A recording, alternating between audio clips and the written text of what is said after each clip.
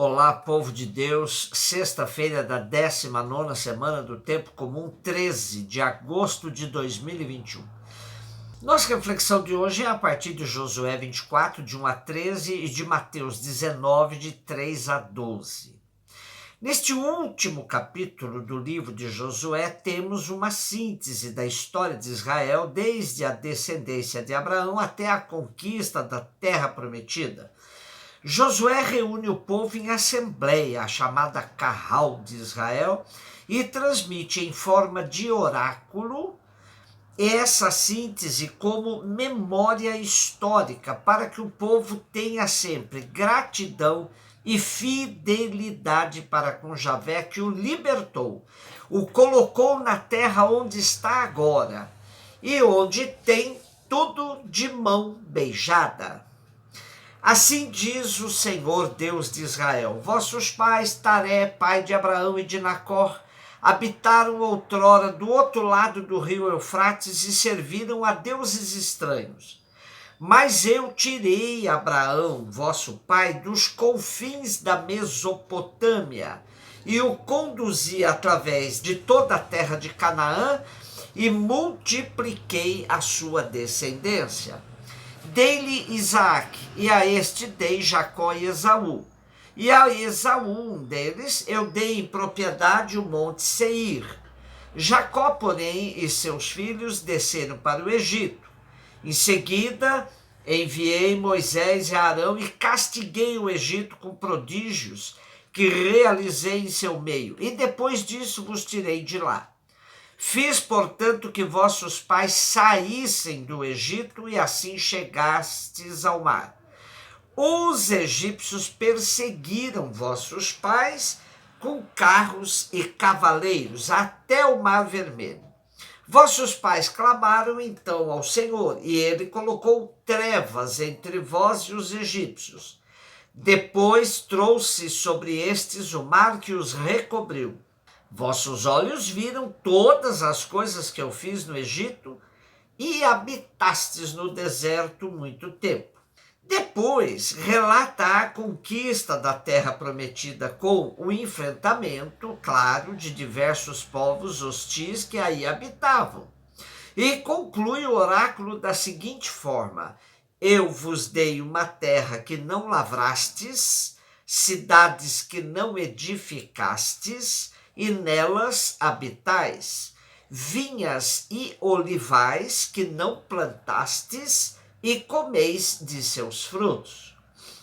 Há em todo o Primeiro Testamento várias sínteses como esta, indicando que o povo de Israel preservava em sua memória a intervenção de Javé em sua história, para salvá-lo e protegê-lo em todos os momentos da vida. Isso era passado de pai para filho e garantia a identidade de povo eleito por Deus. Mateus 19, de 3 a 12. No evangelho de hoje temos o debate de Jesus com os fariseus e seus discípulos sobre as relações conjugais, a relação entre homem e mulher. Alguns fariseus aproximaram-se de Jesus e perguntaram para o tentar: é permitido ao homem despedir sua esposa por qualquer motivo?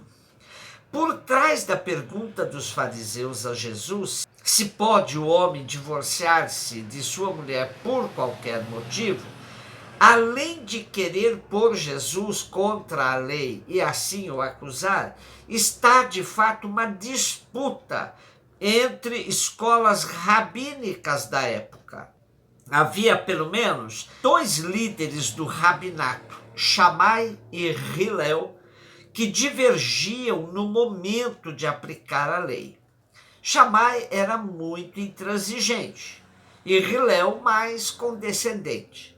A lei nós a vemos em Deuteronômio 24, seguintes. Aí está escrito: se um homem toma uma mulher e se casa com ela, e esta depois não lhe agrada porque descobriu nela algo inconveniente, ele lhe escreverá um atestado de divórcio e assim despedirá a mulher. Tendo saído da casa do marido, a mulher poderá casar com outro homem.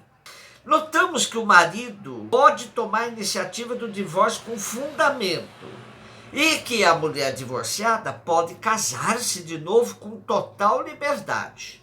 Isso representava um avanço para a mulher que, sendo desprezada pelo marido, era objeto de total repúdio por toda a sociedade. Mas essa lei era interpretada com muito rigor por Shammai e mais livremente por Hillel. Porém, qualquer posição que Jesus tomasse seria interpretado como que tomando partido por uma das escolas. E vejam que na pergunta dos fariseus, a malícia está na expressão por qualquer motivo. Como sempre, Jesus não cai na armadilha dos fariseus e os leva a um outro tipo de raciocínio. Servindo-se das Escrituras e do relato da criação, Jesus parte para considerações significativas, dizendo: nunca lestes que o Criador desde o início os fez homem e mulher? E disse: por isso o homem deixará pai e mãe e se unirá à sua mulher, e os dois serão uma só carne? De modo que eles já não são dois, mas uma só carne. Portanto, o que Deus uniu, o homem não separe. Porém, os fariseus ainda insistem. Então, como é que Moisés mandou dar certidão de divórcio e despedir a mulher? Frente a isso, Jesus contesta de maneira bem certeira, pois vai atingir o âmago da questão, a dureza do coração, que vinha de geração em geração. Diz Jesus: Moisés permitiu despedir a mulher por causa da dureza do vosso coração, mas não foi assim desde o início. O qualquer motivo da pergunta ganha neste ponto uma explicação da parte de Jesus que diz: quem despedir a sua mulher, a não ser em caso de união ilegítima, e se casar com outra, comete adultério.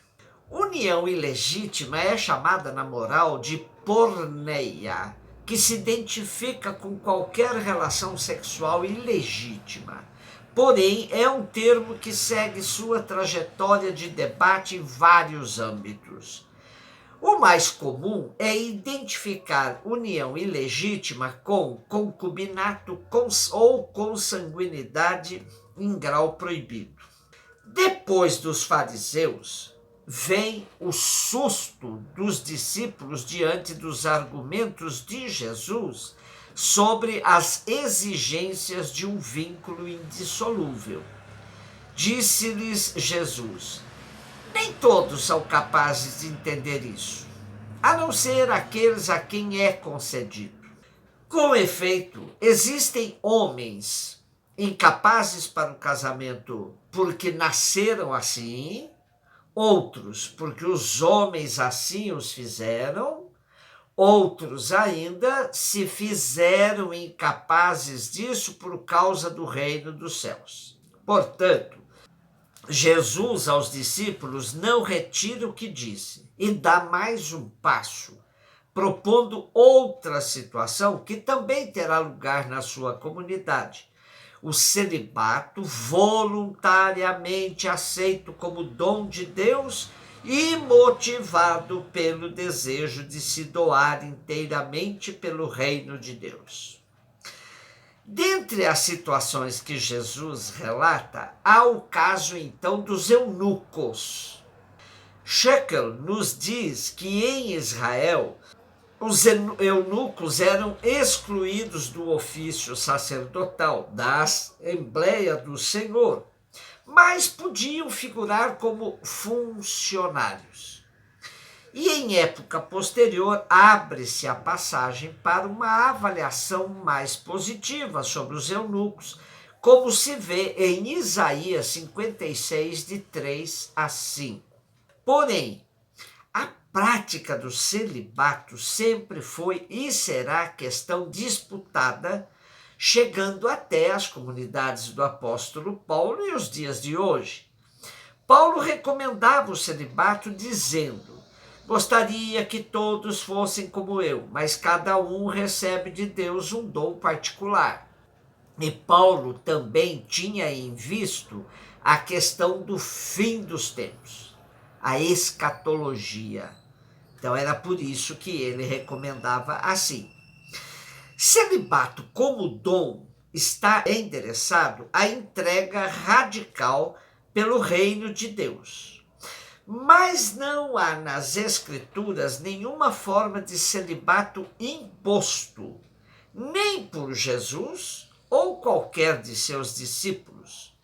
Sempre será uma questão da opção da pessoa. O próprio Jesus percebia que não era um assunto de fácil compreensão. E, frente ao assombro dos seus discípulos, depois de relatar as situações em que o homem vive sem se casar, ele disse: quem puder entender, entenda. Um beijo no seu coração.